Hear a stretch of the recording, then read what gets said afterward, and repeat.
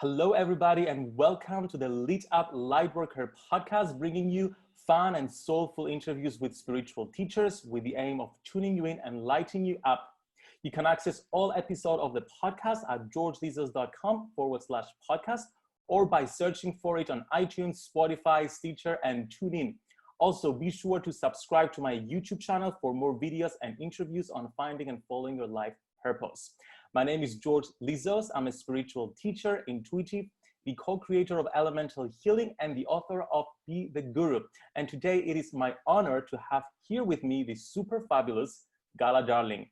Gala Darling is a speaker and the best-selling author of Radical Self-Love, a guide to loving yourself and living your dreams. She has been teaching Radical Self-Love, a selection of powerful techniques and tools which help women transform their lives for close to a decade.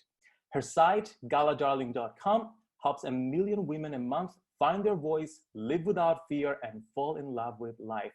Gala, welcome to the Lit Up Lightworker podcast.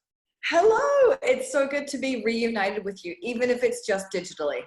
Indeed, and I'm so excited to be chatting all about raising our vibration, manifesting our best life through the amazing techniques you teach. I see you on Instagram stories and I see the results people get, especially with your tapping techniques. And I'm just so in awe and so grateful for the light you're shining into the world. But before we get into all the good stuff, I want to start from the beginning. What has been your story to teaching about self-love and manifestation?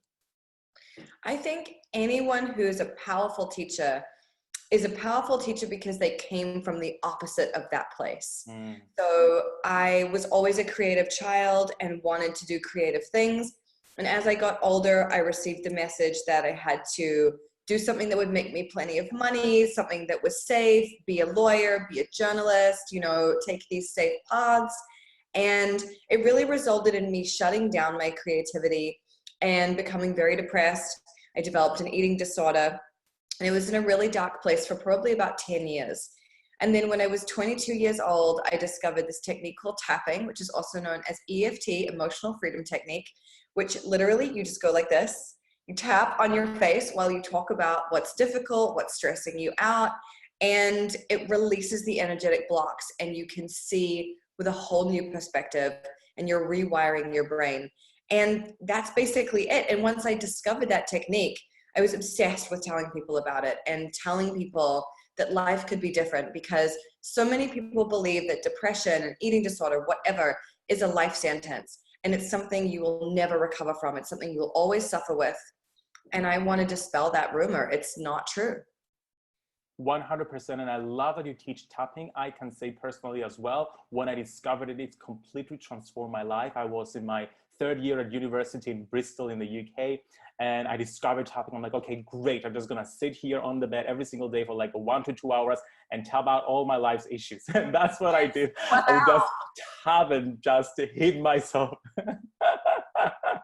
cry and let it all out. And I would feel so good afterwards. However, I want to touch on a point because many teachers teaching about the law of attraction and manifestation don't think that tapping or embracing or expressing negative emotion is a good thing. They feel that as we express the negative emotion, we recreate it into our lives. So I feel there is this fear in the spiritual community in general, where people feel like, oh, I'm supposed to be 100% positive, and therefore they over spiritualize their problems, suppress their emotions, and create a fake positivity that doesn't really help them. So where do you stand on this, and how can we use emotional freedom technique or any other technique to release our negative emotions without manifesting them?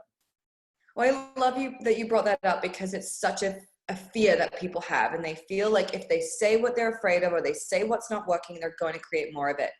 But you have to look at what's going on in your life and accept it in order to move forward, because covering it up with fake positivity, it's like having old garbage in your apartment, and instead of taking the garbage out, you just spray air freshener. You can spray air freshener all day, your garbage is still going to stink. So with tapping, I think of it as like removing an emotional thorn from your body. And the great thing about tapping is it's not like talk therapy where you talk about it and you reiterate it and you relive it. You talk about it and you literally remove the belief from your body. And when I think back about how my life used to be before I tapped, I can't even connect with that story anymore. It's like watching a movie of somebody else. It's that far removed from my consciousness. It's just an old story that like doesn't connect in any way. And so that's why tapping is so important. And I think it is such an essential piece of manifesting, because if you want something, like say you want to be in a relationship, but your underlying beliefs are, I'm not lovable, I always get left, it's not safe, you can't trust men, whatever. As long as you're holding those beliefs, you're going to be calling in love with one hand and pushing it away with the other. So with tapping, you can literally remove those beliefs and put new beliefs in. Beliefs like, I'm really lovable, people look after me. When you believe those things, you can create relationships, manifestations, things that you really want, because you got rid of the old stuff that was holding you back. And I really think tapping and manifestation go together so beautifully. I actually can't think of a better combination. Indeed, it's like mental and emotional decluttering, in other words. You feel it once, you let it go, and then you don't revisit it again. I think what most people fear is just reiterating, as you said, the same thing over and over again. But with tapping, the best thing about it, you don't need to just keep talking it with different friends all the time. You talk it with your tapping and then it's gone. Yeah, which is amazing. And it sounds so crazy, but I always tell people, like, the proof is in the pudding. When you try it, you will understand what is really going on, and your mind will be blown. 100%. Now, I know you recently launched your membership site, the Vortex, with the aim of providing tools and resources to help people raise their vibration. You include tapping and so many other teachers as well. And I know my friend Colin Bedell is in as well. I was just thinking, I was like, I wonder if Colin and George know each other, because they are both so cute. Oh my God, I interviewed him last week actually on the podcast. I love Colin. He has such fabulous energy. Like, fabulous is the word I would use to describe Colin. Absolutely. So tell us more about the Vortex and what your hope for it is. Well, about 2 years ago, I discovered Abraham-Hicks, and I started to live by the philosophy that feeling good was my job. And because I decided to do this because nothing else was working. I was like, listening to Tony Robbins, and I was making to-do lists, and I was doing all these things, and nothing was really making me feel any better. And I was so desperate that I was like, okay, fine, I'll try feeling good as my job, which basically means every time you have a thought that's out of alignment or that doesn't feel good, you stop yourself and you think about something else. You basically distract yourself from your pain. And it was so powerful, and my life transformed so quickly. Within about 4 months, my life was totally different. And so that's what the Vortex is. So it's, me doing tapping videos, and I have advice shows. I have an advice show with Colin. I have an advice show with my dad. Colin does the astrology. My friend Grace Smith does the hypnosis. Jessica Snow does the meditations. Like, these are the most powerful magicians I know that I've brought in to bolster the community. And we're over 1,000 people strong. It's been so amazing. And it's like my dream job. Every week I get to be like, what do I want to make for people? And just create something really cool. Like, the last thing I filmed for them was, there's this woman in Silver Lake in LA who's built a greenhouse in her backyard, but every panel of the greenhouse is a different color.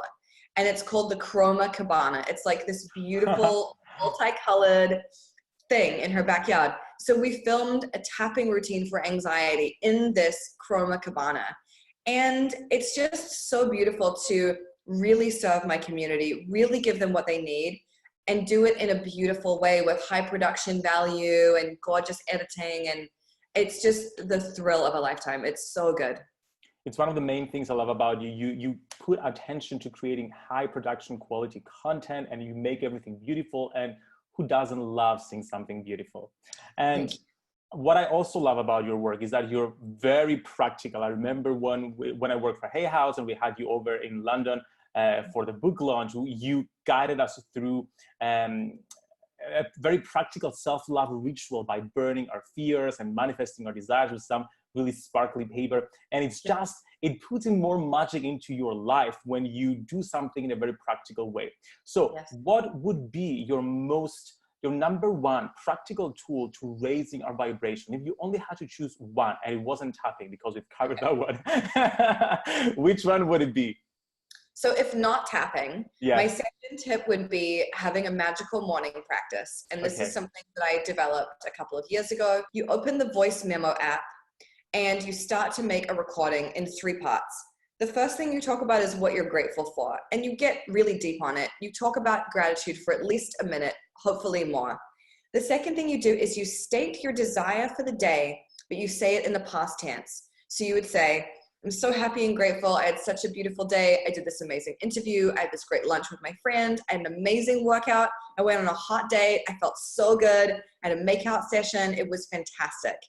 And then the third thing that you do is you state your future desire. So a bigger thing. Maybe it's like you want your next book to be a New York Times bestseller. But again, you state it in the past tense. I'm so happy and grateful that my book was such a huge success. We sold so many copies. My book tour was really fun. And then you finish the recording. And then you send that recording to a friend of yours, and a friend who is like ride or die for you.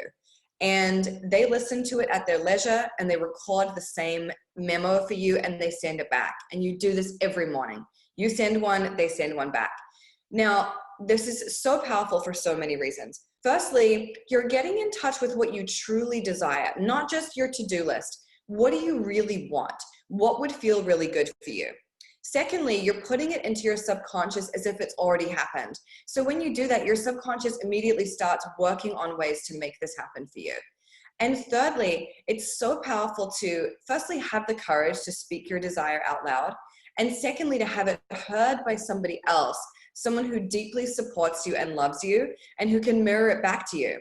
And often when I'm listening to my friend's magical morning practice, I'm listening while I'm doing my makeup or something like that. And I'm listening, but not listening that closely. So I can't really tell the difference between what they're grateful for and what their desires are. To me, it's all the same. To me, I'm seeing it as if it's already done. And the results people have had from doing this practice are unbelievable.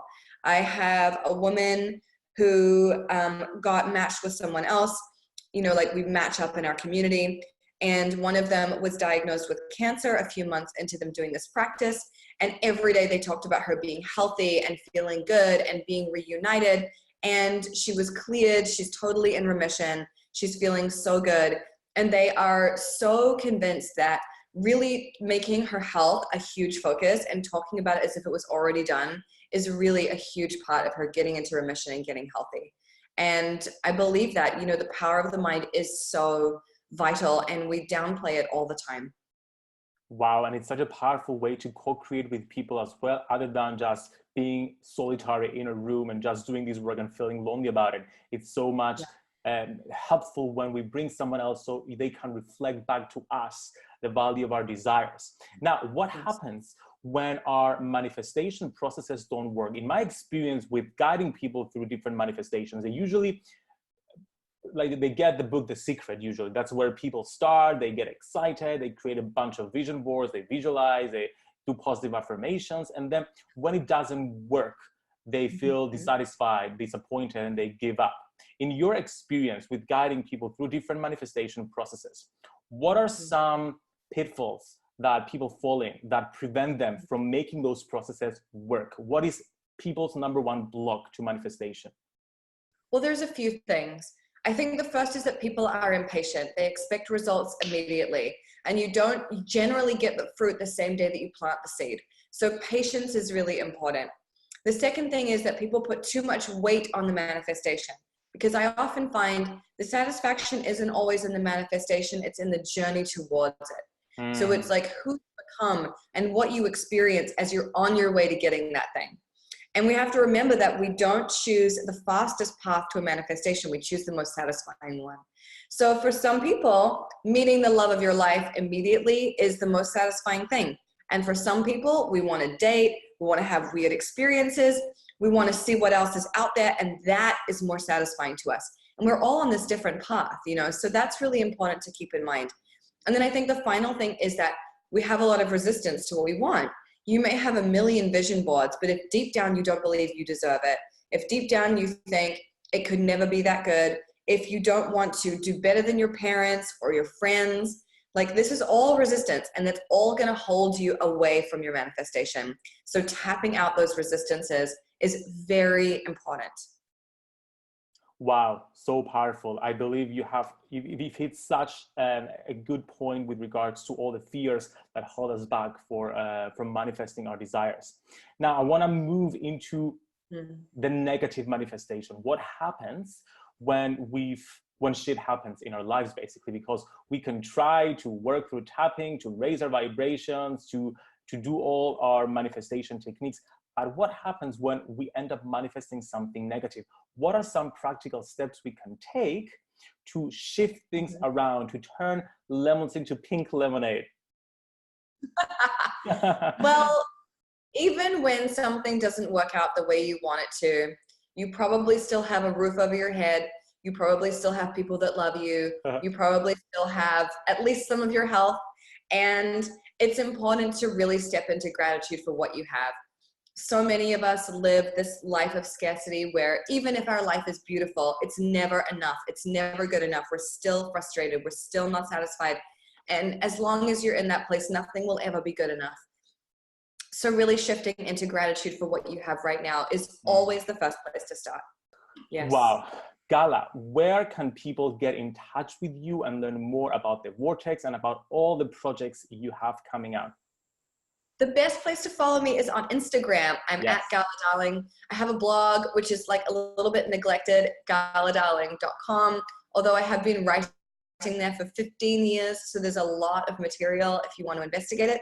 And then you can buy my first book, Radical Self-Love, online on Amazon, Barnes & Noble, or wherever books are sold.